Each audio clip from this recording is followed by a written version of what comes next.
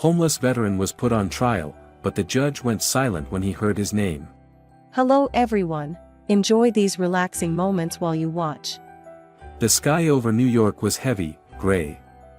Under that rain, a man walked silently. Michael Harris. His coat was torn to shreds, patches of mud clinging to the fabric, a musty stench rising from him as if his body itself was decaying with time. He stopped in front of the courthouse gate. The cold bronze sign reading, New York State Courthouse, blurred under the falling rain. Michael pulled his worn-out baseball cap deeper over his head, took a deep breath, and pushed the door open. Inside the courtroom, all eyes turned toward him at once. Disgust, contempt, and a touch of mockery were evident on every face. A woman in a purple velvet dress stepped back, covering her nose. A man in a black trench coat grimaced and looked away. Michael walked slowly past them, the mud from his tattered shoes dripping onto the polished stone floor. "God, he smells awful," a young woman whispered, moving closer to her mother. Michael heard it all. His ears burned with shame. He silently took a seat in the defendant's chair, clutching his dry, stiff hands together. No one in that room, those strangers, knew anything about him. And they didn't want to. The gavel slammed down. "Order," a sharp voice rang out. The man holding the gavel was Judge Albert Grant, tall and lean, his face stern like carved stone. From the prosecutor's table, Ryan Owens sprang to his feet. His black suit was impeccable, his red tie bold against a white shirt. His eyes gleamed with cold hostility. "Your Honor, we are here today to deal with an intolerable case," Ryan began, his voice as sharp as a blade. "The defendant, Michael Harris, is a burden to society, a man who failed even to save himself. He is not only a threat to public safety but also a symbol of moral decay." Murmurs rippled through the courtroom. Michael sat motionless, though his heart felt as if it were being squeezed tight. He glanced sideways at his attorney, Marina Dawson, who held a stack of papers but didn't look at him even once. Ryan stepped forward, pointing straight at Michael. 3 days ago, in a drunken frenzy, the defendant attacked security guard Joseph Louis Monroe at Sunrise Mall. Why? Simply because he was asked to leave the premises. He paused, letting the accusation sink in. A woman in a beige raincoat gasped. "Heavens, that's horrible. What more needs to be said?" Ryan continued, his tone laced with sarcasm. "A man who once served, yes, a veteran of the Bosnian War, is now nothing more than a starving ghost. A danger to everyone around him." Marina rose quietly, her voice barely audible. "Your Honor, my client acknowledges his wrongdoing and is willing to accept a suitable punishment." Michael glared at her, his chapped lips moving. "No. That's not true," but his words vanished into the air. Marina had already bowed her head, avoiding his gaze. "We rest our case," Ryan said, adjusting his lapels. Albert gave a cold nod. "Does the defendant wish to speak in his own defense?" Michael stood, his hands trembling. I just want to." He's about to make excuses. Ryan cut him off, swinging his hand so hard that a few raindrops still clinging to his hair flew off. The court shouldn't waste time on meaningless justifications. A few snickers echoed from the back of the room. Michael's eyes stung. From the spectator seats, a young police officer in uniform whispered to his colleague. "Why not just throw him straight into a mental hospital?"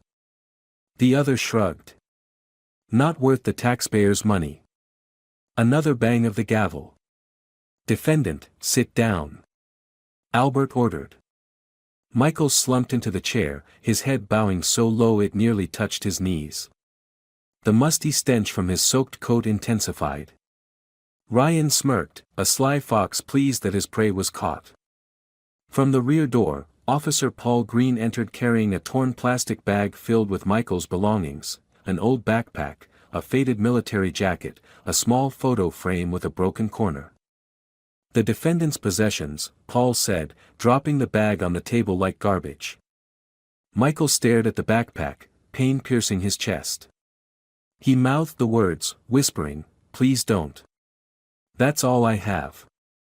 No one responded. Ryan rolled his eyes in visible disgust. Court Clerk Lucy Martin read the charges in a mechanical tone.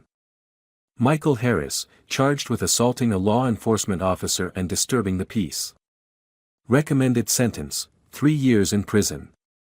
The gavel struck again. Albert declared, "The court will recess for 30 minutes before delivering the verdict." Michael sat frozen, eyes locked on the floor. People began to leave the courtroom, the clatter of their shoes on the cold stone sounding like blades cutting into him. A young boy holding a red umbrella asked his mother, "Mom, why is that man so dirty?" The mother hurried him along, whispering, "Don't look, honey. He's a bad man." Michael heard every word. Each whisper sliced into him like a knife. In the corner, Assistant Officer Henry Morales nudged his partner, sneering, "Looks like we've got something new to laugh about at the bar tonight." "Yeah, more stories about the garbage of society," the other replied. Michael quietly closed his eyes. He remembered Bosnia. Remembered those freezing nights beside his fellow soldiers, sharing every sip of water, every bullet. Remembered the grateful eyes of the children he saved during a shelling in Sarajevo. And now, here he was despised, abandoned. On the table, the old backpack lay soaked with rainwater, crushed and deformed like his life. 30 minutes later, the bell rang to reconvene the session. Michael Harris stood quietly at the defendant's stand, his hands icy cold. The rain outside still poured, gusts of wind slipping through cracks in the courtroom and chilling the room. Judge Albert Grant entered, his black robe billowing with each heavy step. He took his seat, expression unreadable. Ryan Owens was different. He stood up eagerly, voice triumphant. "Your Honor, I believe there is no need for further evidence.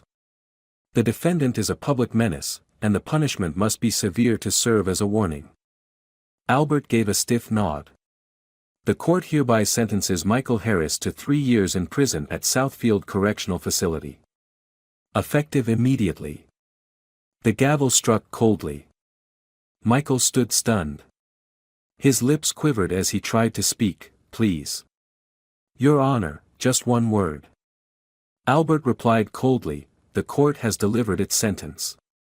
This session is concluded." Officer Paul Green stepped forward and handcuffed Michael with rough force. "Let's go, old man." Michael stumbled forward, dragging his feet across the cold floor. His backpack still sat abandoned on the clerk's desk. He looked back, whispering, "The backpack, please let me take it." Ryan Owens shrugged, sneering, "Confiscated. Items related to the crime will be stored." "No. It's not a crime item," Michael pleaded. "It's a keepsake, please don't take it." No one replied. The second officer, Stephen Ross, a burly man with dark skin, snapped, "Move it, you piece of trash," and yanked Michael as if dragging a bag of garbage. In that moment, Michael felt himself shatter into 100 pieces. He was no longer a person. Just worthless debris. The noise in the courtroom rose. Some reporters had their cameras ready, flashes capturing the humiliating scene. "Look at him, like a beggar," a young woman in the crowd said to her boyfriend, both laughing. Michael staggered after the two officers, mud from his shoes streaking across the clean floor. He whispered in despair, "I just want my backpack, please." Paul snapped, "Shut up," and shoved him so hard Michael nearly fell forward. In that instant, security guard Joseph Louis Monroe, the one Michael had clashed with, was present. He leaned against the wall, arms crossed, face triumphant. As Michael passed, Joseph smirked. "Good luck in prison, old man." Michael looked up at him. His eyes showed no anger, no hatred, only pain. In the rear hallway, Officer Stephen Ross grabbed his radio and muttered, "Inmate Harris ready for transport. Stand by." "Vehicle 3, South Wing," a female voice replied. It was the duty officer that day, Claire Walker. Rain blew in through a broken window, making the tile floor slick. Michael slipped, falling to his knees. Paul scowled, "Get up. No more games." Michael crawled to his feet. Whether his eyes held rain or tears, no one could tell. A shadow approached. It was a young rookie cop, David Morgan. He looked at the scene, lips pressed tight. For a moment, David hesitated. But the sharp glance from his superior Stephen made him lower his gaze, saying nothing. Michael saw it all. That silent complicity chilled him more than the storm outside. In the back lot, a white prison transport van waited. Rain streaked the logo, Correctional Management Authority. Stephen shoved Michael up the van steps. "Move it." Michael turned his head one last time. Through the blurry curtain of rain, he saw the backpack lying abandoned on the courtroom table, unnoticed by anyone. "My backpack, please." Paul shook his head in annoyance and slammed the van door shut. The metallic clang sounded like the final slam of the door on Michael's life. The engine roared, the van jolted forward, and disappeared into the thick, stormy rain. Inside the cramped transport vehicle, Michael was jostled with each turn. The steel cuffs cut into his skin. Beside him, another inmate, a long-haired man with tattoos up his arms, let out a guttural laugh. "Welcome to hell, old man." Michael didn't respond. He shut his eyes, letting the cold droplets trickle down his wrinkled cheeks. Southfield Correctional Facility emerged from the gray rain. Towering iron gates, concrete walls topped with barbed wire. A world with no room for compassion. Waiting for him was Correctional Officer Anthony Scott. He wore his cap low, face like stone. As Michael stepped down, Anthony gave him a quick glance from head to toe, his lips curling in contempt. "Another ragged old man. Huh, this season's been generous." Paul handed over the paperwork. Anthony signed carelessly, then ordered. "Escort him to Block C, Wing B." A young guard, Victor Ramsey, gripped Michael's cuffed wrist tightly and pushed him forward. As they walked down a long, dim hallway, Michael smelled mold, disinfectant, and a faint metallic scent like blood.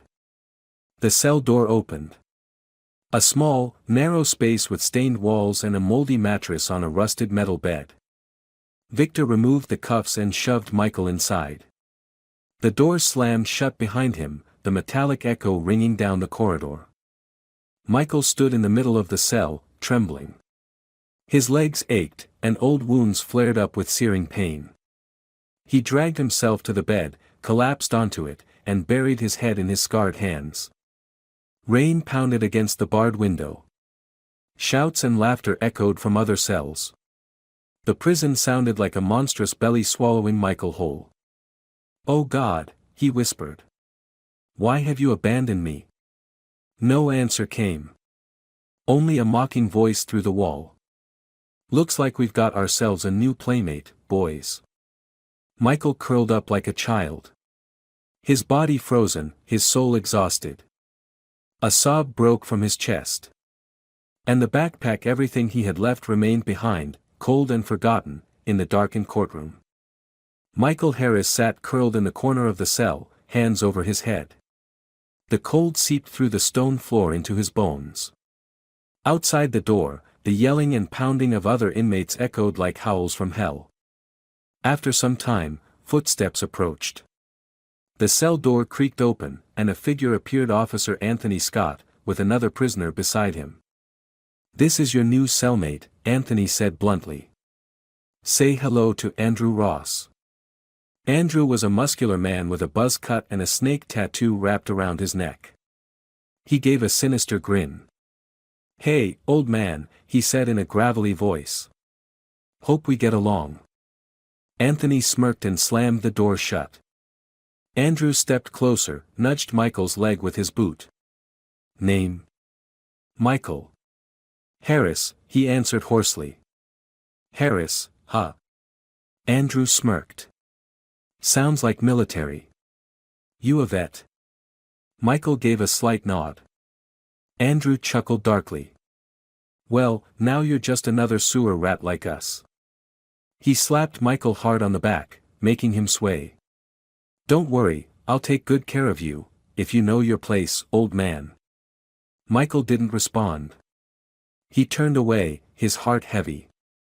That first night at Southfield Correctional Facility passed under intense tension.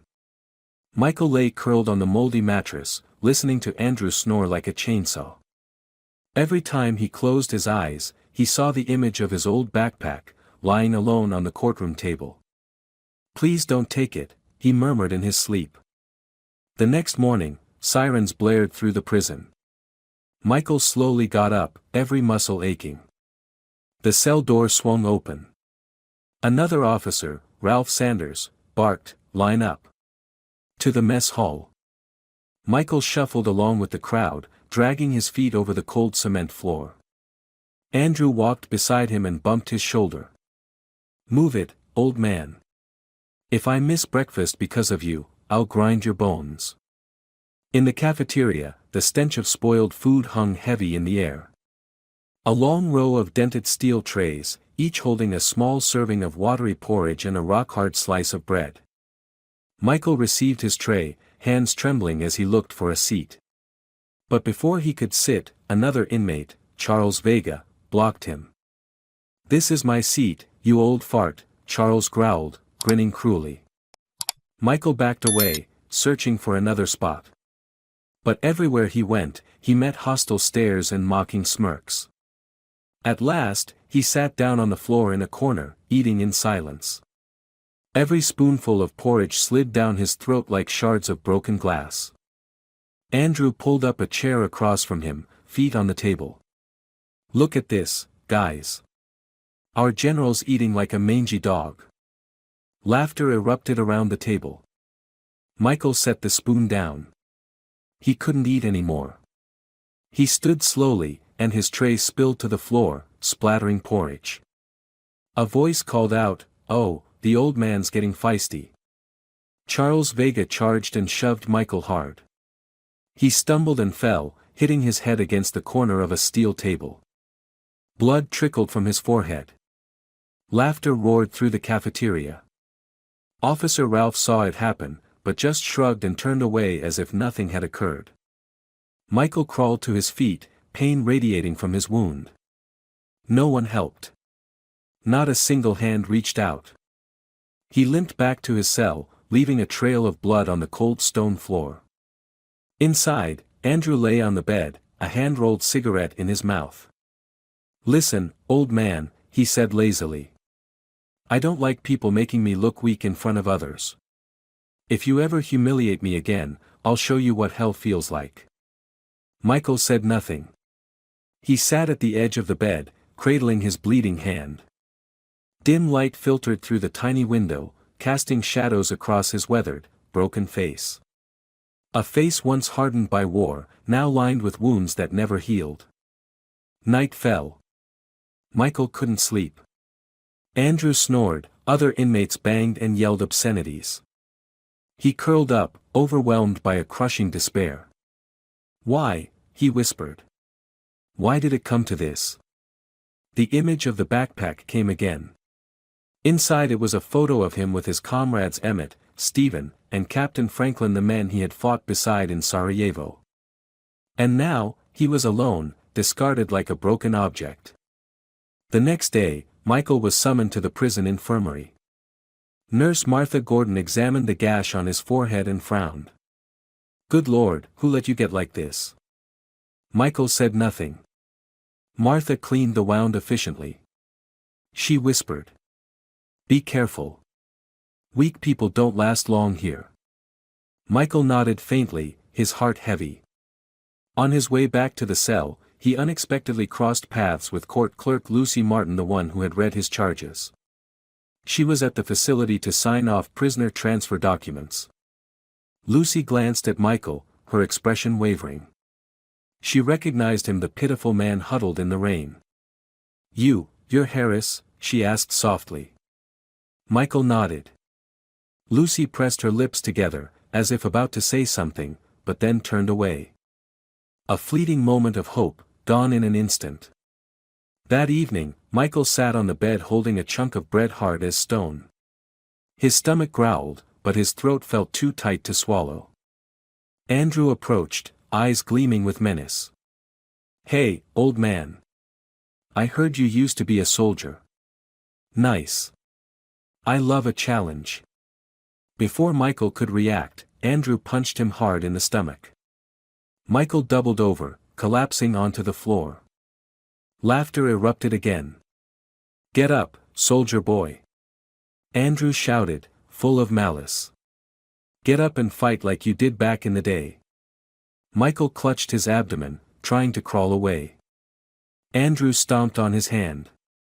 Pain shot up to his shoulder. Only when the alarm blared an unexpected inspection alert did Andrew stop, spitting near Michael's head. "You're lucky today, you worthless wreck," he sneered. Michael lay still, gasping. The pain throbbed through every fiber of his body. But worse than the pain was the shame and overwhelming humiliation drowning him in despair. Outside, the rain still fell. 1 week after being beaten by Andrew Ross, Michael Harris became a faded shadow in Southfield Correctional Facility. He moved like a ghost, avoiding the eyes of other inmates, staying clear of the guards' men who saw his existence as a minor inconvenience. That morning, after the siren blared, Michael dragged himself toward the cafeteria. The wound on his forehead had started to scab over, but the bruises on his body still throbbed with pain. While Michael was standing in line to get his meal, a heavy hand slapped his shoulder from behind. "Good morning, old buddy." Andrew's voice rang out, followed by laughter from a group of inmates behind him. Michael didn't turn around. He kept his head down, took the bowl of watery porridge and the rock-hard piece of bread, and found a seat near the wall. But Andrew wasn't done. He strolled over and plopped down across from him, casually snatching the bread from Michael's tray. "You don't need to eat this much, old man," Andrew said, chewing noisily with a crooked smile. Michael clenched his fists, then let them fall. He understood that in this world, resistance only brought more pain. Another inmate, Samuel Torres, approached, holding his tray. Samuel was a sly operator who survived by maneuvering between prison cliques. "I heard," Samuel whispered slyly, "that you used to be a soldier. That true?" Michael didn't answer. Andrew chimed in, "Oh, it's true. Glorious past, now just a walking joke." Samuel chuckled, then leaned over the table. "You know, we've got a bet going on about how long you'll survive." Michael looked up, his eyes detached. 3 months, Samuel grinned. "My money's on 3 months." Andrew high-fived him, both looking pleased. Michael stood, picking up his tray. Laughter followed him like a pack of vultures picking at a corpse. That afternoon, Michael was called to the labor education office where new inmates had to fill out paperwork and sign behavior agreements. The officer in charge was Bella Jameson, a middle-aged woman with a cold demeanor and razor-sharp eyes. "Can you read?" she asked, sounding bored. "Yes," Michael answered softly. "Then sign here." She pushed a commitment form toward him. Michael picked up the pen. His thin, dry hand trembled as he scrawled the name, Michael Harris, across the paper. Bella glanced at it, then said flatly, "Block C, Wing B. No disturbances, no violations, no complaints. Or you already know the consequences." Michael just nodded.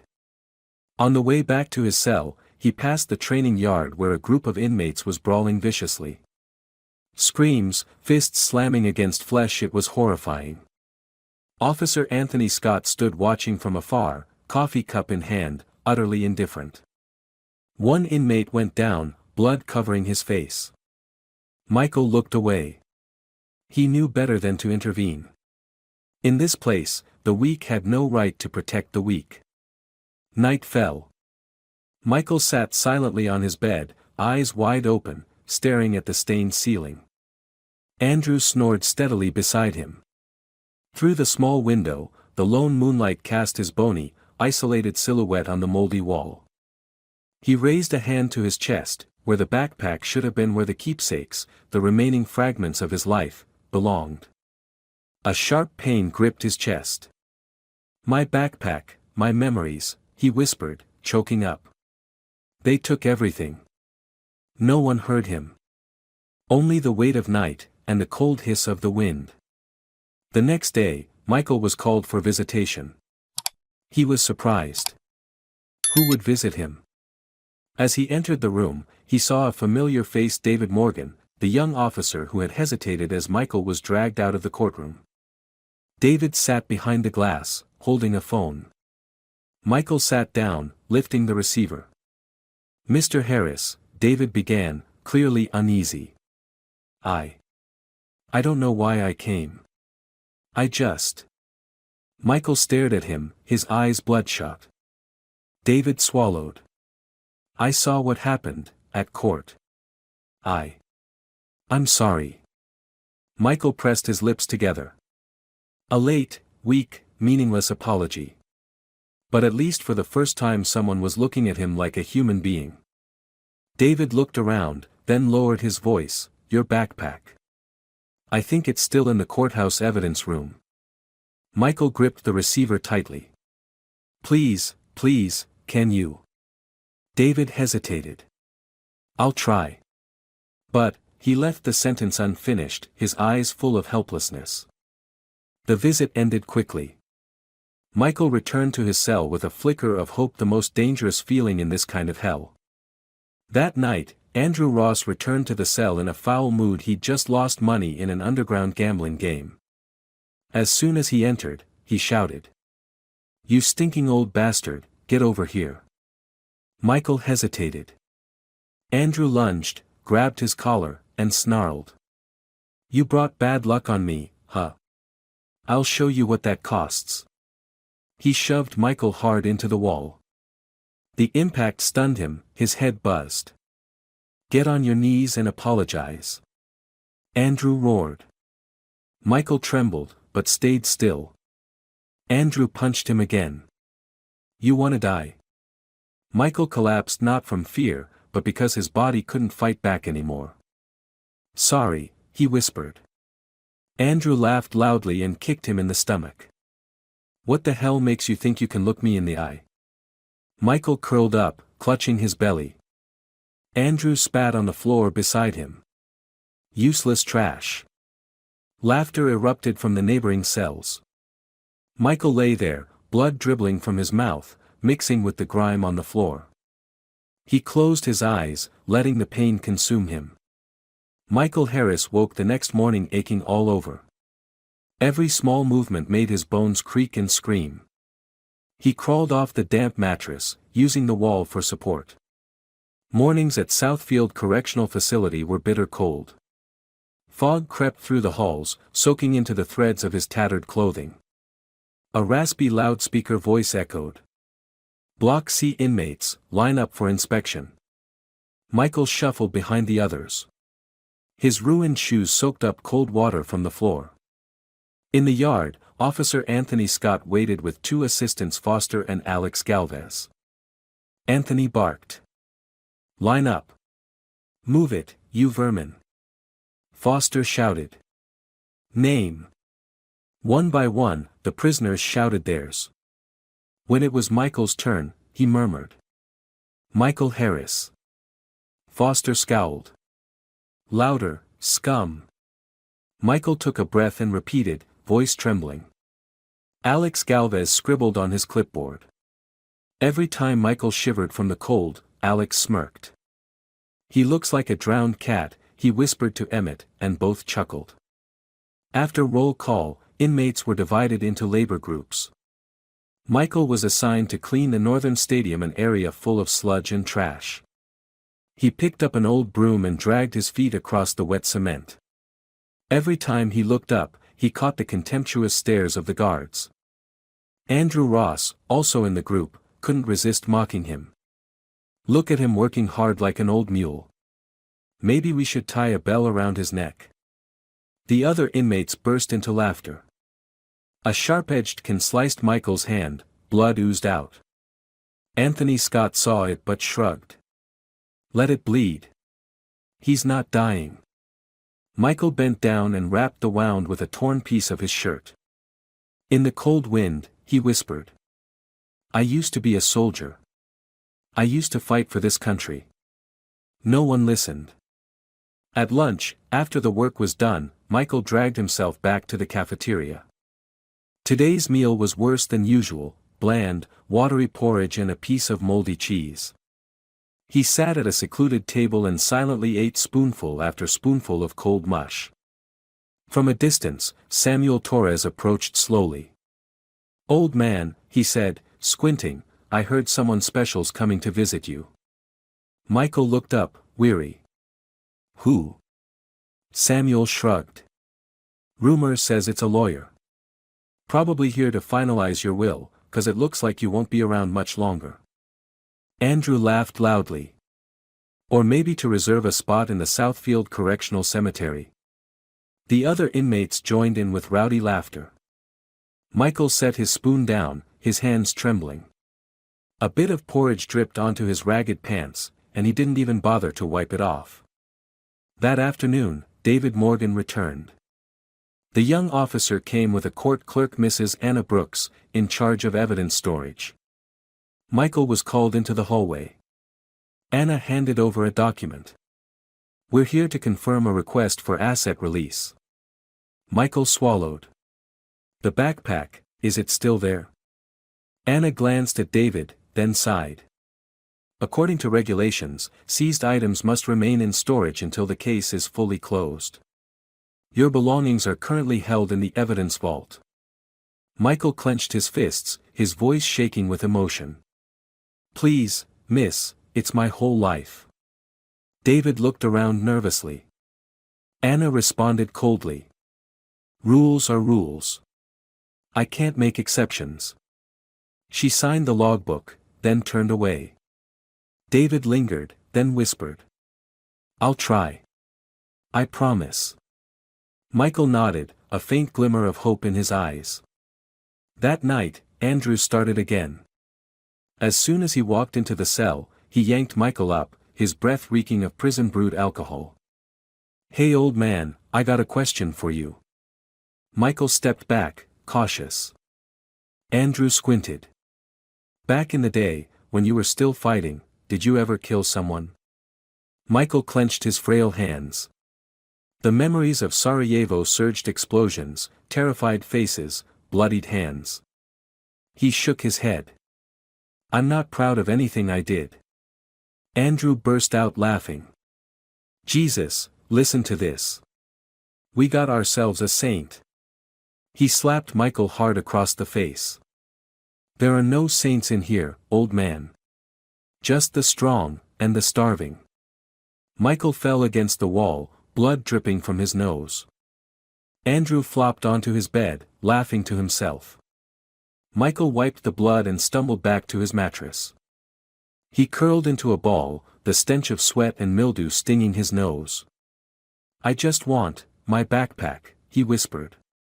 Just that. The next morning, Michael was summoned to the yard for a mandatory physical training session. It was a newly implemented program meant to instill discipline in inmates. In reality, it was just a brutal exercise and punishment under the blistering sun. Anthony Scott and his assistants, Foster and Alex, stood by with leather whips, watching closely. Crawl. All of you, crawl across the yard. Anthony barked. Michael, along with dozens of other inmates, was forced to crawl on his elbows across burning hot cement. Every time someone slowed down, a whip cracked down, leaving red welts on their backs. Michael panted heavily, sweat and blood mixing and dripping onto the ground.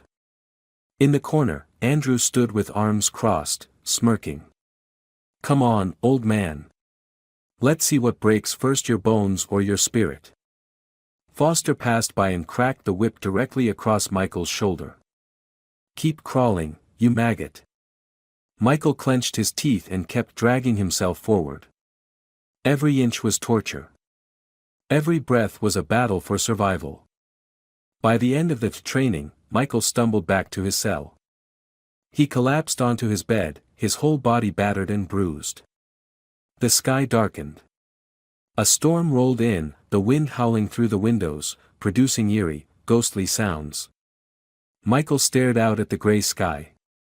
A dark thought crept into his mind. What if I just ended it all right here? He closed his eyes, hands trembling. In the darkness, only the sound of wind and his weak, fading heartbeat remained. The wind whistled through the cracks in the iron door, seeping into the freezing cell with the scent of rot and mold. Michael Harris curled up on the decaying mattress, arms crossed over his chest. He couldn't sleep. Couldn't rest. Dawn had not yet come. The thick darkness pressed down like a suffocating weight. The rain outside fell steadily, like the slow, dying heartbeat of a man on the brink. Michael whispered, his voice barely more than the wind. God, if you still hear me. There was no answer. Only the soft click of the iron lock turning. A flashlight beam swept across his face. Andrew Ross stood there, a metal rod in hand, his face dark and blank. Awake, old man, he slurred. I've got something fun for you. Michael sat up, eyes tired, no fear, just emptiness. I have nothing left to lose, he said. Andrew grinned. Oh, you've got plenty. Your dignity, for one. That brittle old back of yours, too. I'm gonna crush it. He stepped closer. Michael didn't resist. He knew fighting back would only bring more pain. Andrew raised the rod not to strike, but to press it against Michael's throat. You know what you are, Michael, he whispered. You're a dog. And dogs stay quiet. Michael closed his eyes and tried to breathe evenly. He didn't scream. Didn't beg. The worst part wasn't the violence, it was being treated as if he had no humanity left. Andrew gave a cold laugh, then left, slamming the door behind him. Michael collapsed, drenched in cold sweat. The next morning, dark clouds still covered Southfield Correctional Facility. The prisoners were ordered to gather in the assembly hall for the regular, moral lecture, a superficial event held to impress inspectors. On the stage, a fake pastor, Padre Edward Lopez, read old scripture in a sleepy voice. We must learn to forgive, even in suffering. We must show compassion. From the row of seats, Andrew elbowed Michael. Sounds like some cracked-out hillbilly preacher. Samuel Torres snorted. Didn't expect hell to have a chapel. Michael remained still, eyes fixed on nothing. Edward Lopez's voice droned on. There is light within each of us. So where's the light in old man Harris? Andrew whispered mockingly. Bet it died the day he got sentenced. Michael turned and stared at him. I'm still alive. The words were quiet, but they hit like a rock. The row fell silent for a beat. Andrew laughed loudly, then shoved Michael so hard he slammed into the armrest. Edward paused, glanced over but then resumed preaching as if nothing had happened. Michael said nothing more. He sat upright for the rest of the sermon, never bowing his head. But inside, he felt like he was sinking in a swamp, thick, black, and clinging to his heart. After the service, Michael was sent to the infirmary for a routine checkup. Martha Gordon greeted him with a look of sympathy. You've lost a lot of weight, she whispered. Aren't they feeding you enough? Michael shook his head. I'm eating. There's just nothing left in me to absorb it. Martha looked down. She handed him a few vitamins, whispering. Don't let them break you. Men like you don't deserve to be buried like this. Michael gave a faint smile. I'm nobody.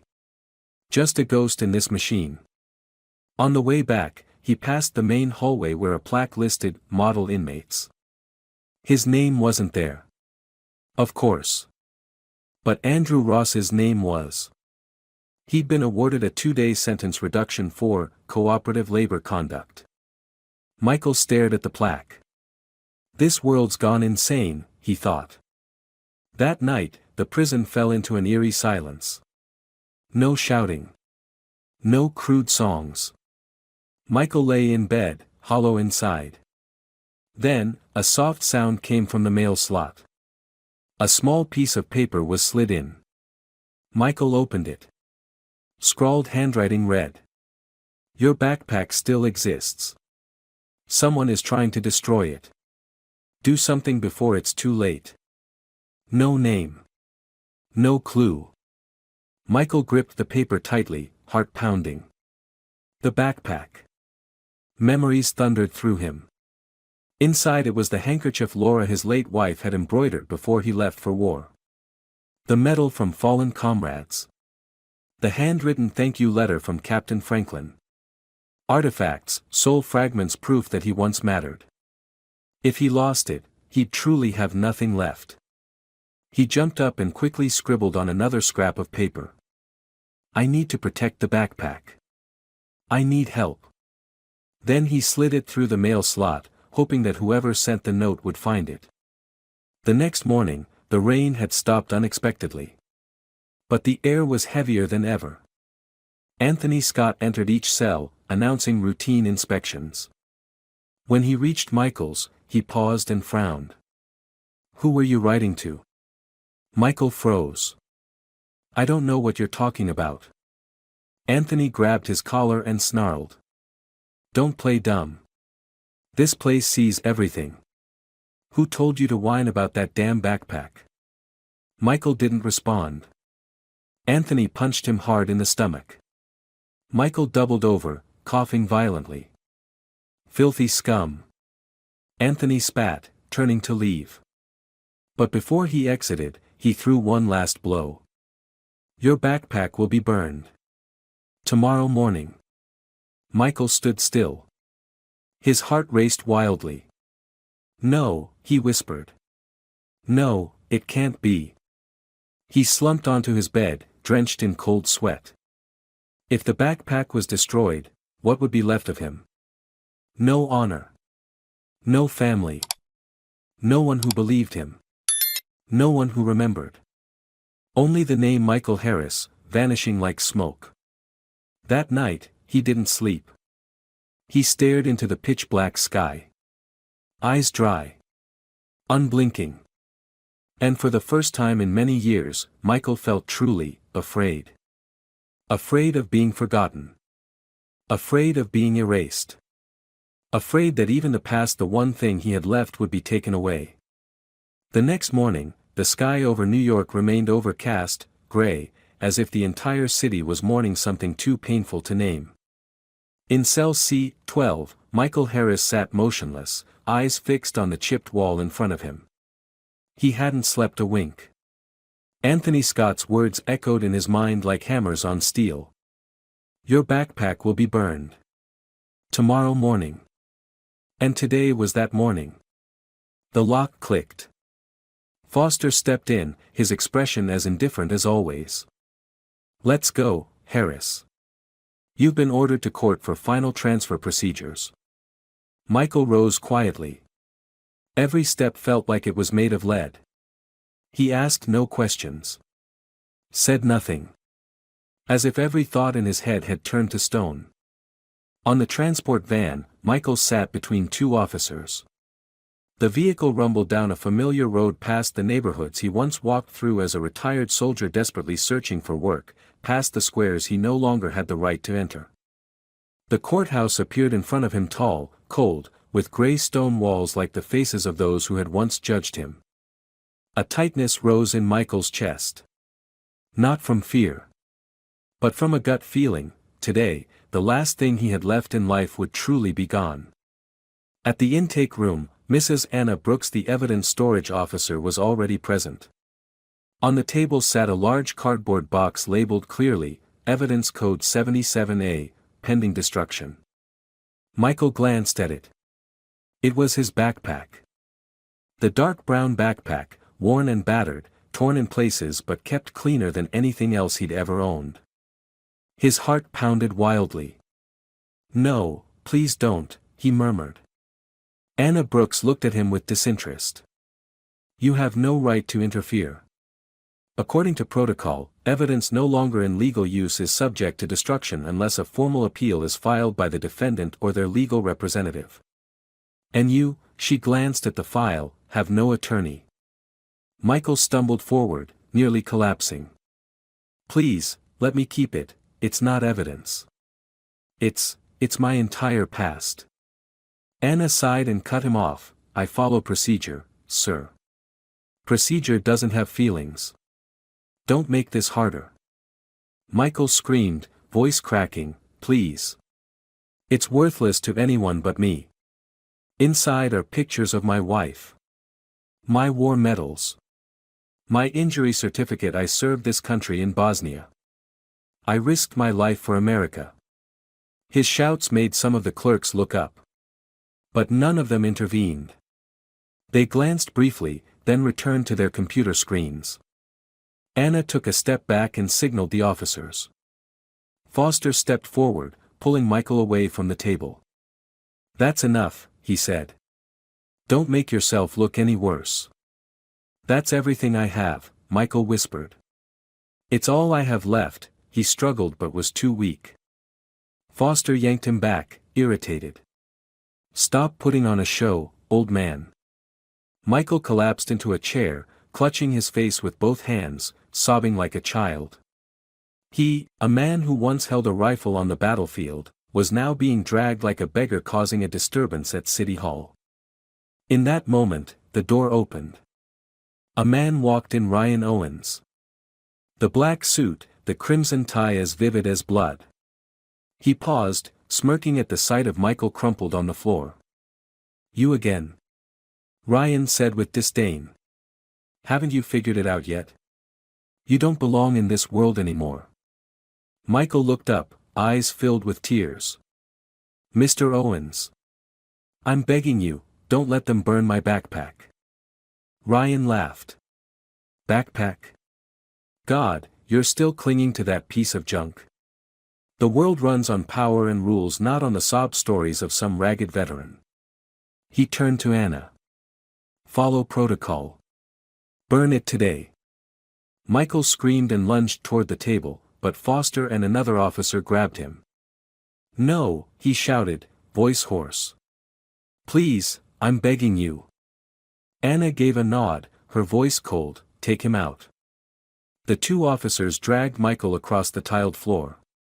His shoes kicked backward, heels scraping, leaving streaks of mud and dried blood from old wounds.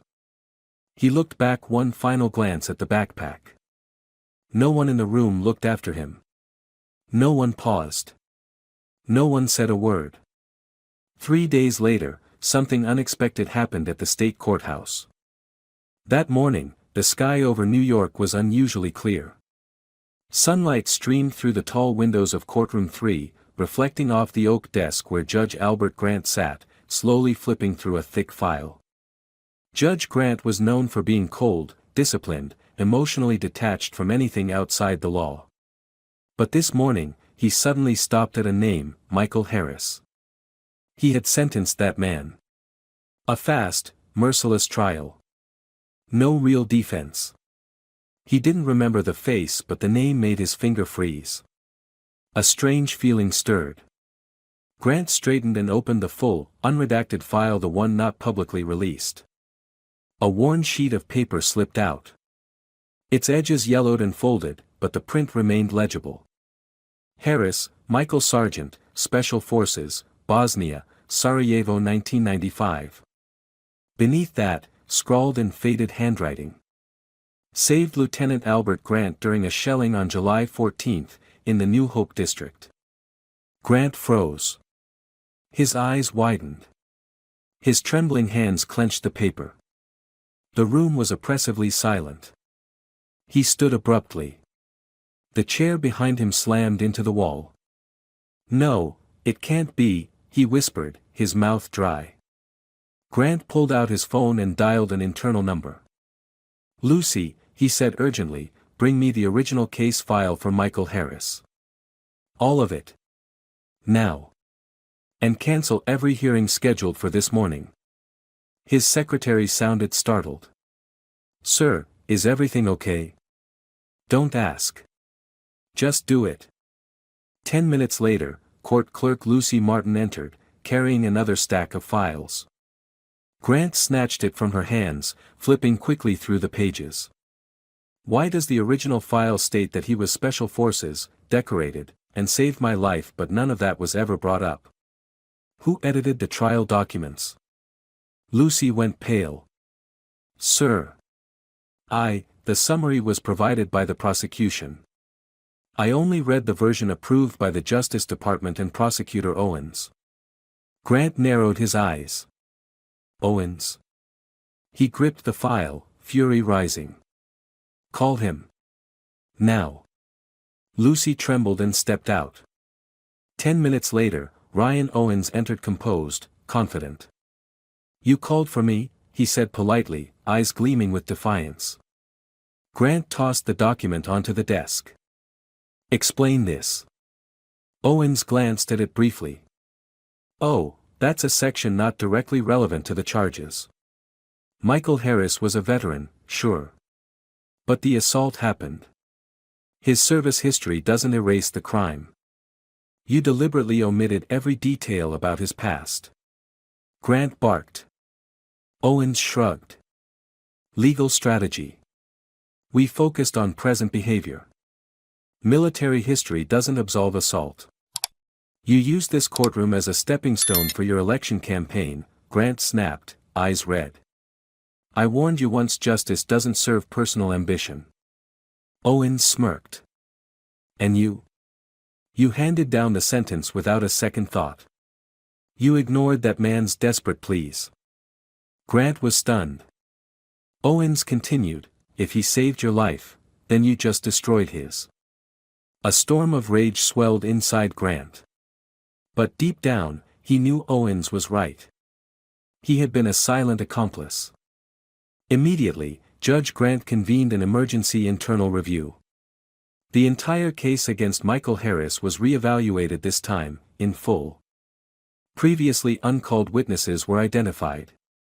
Statements from aid centers had been ignored. Security footage showed Michael only trying to retrieve his backpack, not assaulting anyone. The entire conviction was a brutal miscarriage of justice. Grant stood and declared. We must act. Today. A call was made to Southfield Correctional Facility. That afternoon, Michael Harris lay on his bed, his head resting on a bony arm, eyes closed as if waiting to disappear. The loudspeaker crackled. Inmate Harris, prepare for transport. Emergency court summons. He didn't open his eyes. No. I'm not going anywhere, he murmured. Andrew Ross, in the next bunk, chuckled. Getting more time added? Good luck, old man. A guard walked in, yanked Michael up. Get up. Judge's orders. Michael didn't understand. He didn't react. He had lost all faith. Still, they pulled him onto the van. Once again, his hands were cuffed. Head down. Rain still drizzling. When the vehicle stopped in front of the state courthouse, Michael looked up. Court, again, he rasped. But this time was completely different. Not from the back. Not dragged. No contemptuous stares. Young Officer David Morgan met him, gently removed the cuffs, and spoke softly. Mr. Harris, Judge Grant has requested to see you personally. Michael looked confused. He was led into a private room. Judge Grant stood at the center, his robe removed, holding a file. As Michael stepped in, Grant turned around. They stared at each other. 1 second. 2 seconds. 3. Grant fell to his knees. In front of everyone. He bowed his head, voice shaking. Mr. Harris, you saved my life in Sarajevo. Michael stood frozen. July 14, 1995, Grant continued, voice trembling. The shelling. I was trapped under collapsed walls. You risked your life to pull me out. I remember your eyes. I remember your blood pouring. I remember you shouting at me, "You're not dying here, Lieutenant." The room was dead silent. David Morgan lowered his head. Lucy Martin covered her mouth. The guards stood motionless. And Michael Harris, for the first time in years, sank slowly into the chair. "And now," Grant continued, voice cracking, "I repaid you by letting you be dragged out of this courthouse in handcuffs, losing everything. I don't deserve to be called a man, let alone a judge." Michael said nothing. His eyes closed. Tears streamed down his face naturally, like the rain in New York. Grant stood up. "Ryan Owens will be investigated for tampering with records and violating professional ethics. Your charges are dismissed immediately. Anne." He turned to the clerk. "Order, all personal belongings are to be returned to Michael Harris. And the City of New York is hereby obligated to issue a public apology, provide housing, and lifelong medical care." A moment of silence hung over the room. Then Lucy Martin stepped forward, holding the worn-out backpack, the same one that had been discarded, now cradled like a priceless treasure. She placed it in Michael's hands and choked up. "I'm sorry. I couldn't stop what happened." Michael held the backpack to his chest, his hands trembling. He broke down in tears. Not a cry of anguish, but the cry of a soul finally returned to its body. That morning, Courtroom 3 was unlike any proceeding in the history of the New York judicial system. The gallery was packed with spectators. Reporters, news crews, and radio stations filled every corner. Rumors of a historic ruling by Judge Albert Grant had spread in hours, turning the usually cold courtroom into a pressure cooker. Michael Harris sat in the center of the room, no longer handcuffed, no longer hunched over. He wore a new coat brought by David Morgan himself, replacing the ragged one he used to wear. In his arms, he clutched his restored backpack, the living evidence of his life. Judge Grant entered, his face calm but his eyes heavy, as if holding a silent tragedy that had stretched across 3 decades. The gavel struck. "Silence, please." The room held its breath. Grant looked around, then fixed his gaze on Michael. His voice rang out, each word deliberate. "Today's session is not to prosecute anyone. It is to publicly correct an unforgivable mistake." The crowd stirred. Grant held up a document. "This is a record that clearly states, in 1995, Sergeant Michael Harris of the U.S. Special Forces risked his life to save fellow soldiers, including me, then Lieutenant Albert Grant, in Bosnia." A wave of murmurs swept the courtroom. "This same man," Grant said, voice faltering, "was rushed through trial, stripped of a proper defense, convicted, and humiliated before the public, all because of the apathy and political ambition of one individual." All eyes turned toward the prosecution table, but Ryan Owens was no longer there. After the internal review, he had been suspended and was awaiting disciplinary action in criminal charges for deliberate falsification of legal records. Grant continued. "Therefore, this court declares, all charges against Michael Harris are hereby nullified. His record expunged, his name restored. The City of New York is ordered to issue a formal apology, provide permanent housing, lifelong healthcare, and legal support should he choose to pursue action against those responsible." Another moment of silence. Then came applause, at first scattered, then building, warm and thunderous. The entire courtroom erupted. A female reporter from CNN wiped tears from her cheeks. A man in the back row stood, placing his hand over his heart. Even court staff, those who once turned a blind eye to Michael's pain, now bowed their heads in remorse. Lucy Martin stepped to the witness stand, her voice trembling. I was the clerk during his first trial. I'm sorry. I read that indictment without checking. I have no excuse."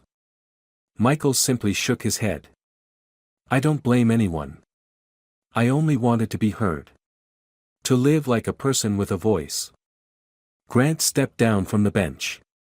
He wore no robe now, just plain clothes, his expression solemn. He walked up to Michael, the man who had once pulled him from rubble in Sarajevo. And in front of everyone, Judge Albert Grant dropped to his knees. The room went still. "Mr. Harris," he said, meeting his eyes, "I owe you my life. Without you, I would have died 30 years ago. And then I let you die again, this time in dignity. Today, I bow to you." Michael could hardly believe what he was seeing. He stammered. "Please, sir, stand up." Grant remained kneeling. "No. Today, I am the one being judged. Not you." The applause erupted again, deafening. The New York courtroom had never seen anything like it, a renowned judge on his knees, begging forgiveness from a man once treated as society's garbage. Michael stood, holding the backpack tightly against his chest, his voice breaking. "All I ever wanted was for someone to see me as a human being. That's enough." Lucy stepped forward and gently unzipped the backpack. What was inside? An old photo of Michael with his fellow soldiers in Bosnia. In the photo, every face was young, every gaze sharp as steel. A handwritten letter, to Sergeant Harris, the man who keeps his word. A handkerchief embroidered with the name Laura, his wife. And a small, faded medal. Still gleaming under the courtroom lights. David Morgan choked up, "You kept it all, for all these years?" Michael nodded slowly. "It's all I had. Proof that my life once meant something." Grant took his hand. "And starting today, everyone will know that. Not because you were a soldier. But because you are a human being worthy of dignity, respect, and love." A week later, the story swept across America. The front page of National Enquirer read, "Wrongfully convicted veteran redeemed, all of America weeps." National news aired the footage of Judge Grant on his knees. Millions watched and cried. On WNYC radio, Michael Harris was interviewed from his new apartment courtesy of the city, a small, cozy home with morning sunlight and a balcony overlooking Central Park. The host asked, "If you could go back in time, would you change anything?" Michael stared off into the distance. "I'd still save him. Even knowing how I'd be treated afterward. Because people only deserve to live if they still know how to save others, not for recognition or reward, but because it's the right thing to do." At a special ceremony organized by the Department of Defense in Union Square, the very place where he'd once been mocked, Michael was honored as the soldier without medals, but with a dignity greater than any award. Hundreds stood and applauded. People who had once shunned him now stood side by side, holding hands. Andrew Ross, watching from prison, turned away in silence. Ryan Owens, now disbarred and facing multiple charges, sat pale amid stacks of legal documents.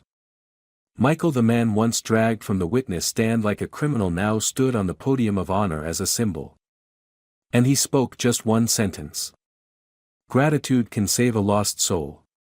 But justice, that's what saves a society." The room thundered with applause. He bowed. Face calm. Eyes bright. And for the first time in decades, Michael Harris smiled the smile of a man who had been given everything back. The story of Michael Harris is a profound reminder that human dignity cannot be determined by circumstance, status, or society's indifference. A man once broken and humiliated, if he lives with integrity and heart, can have his honor restored. Justice is not the cold silence of law, it is the courageous act of making things right and admitting wrongs. And above all, gratitude, even if late, has the power to redeem not just a person, but an entire community. If you enjoyed this story, we invite you to give it a like and subscribe to our channel. Your support motivates us to keep bringing heartwarming stories almost every day. We are very grateful for your support. See you soon.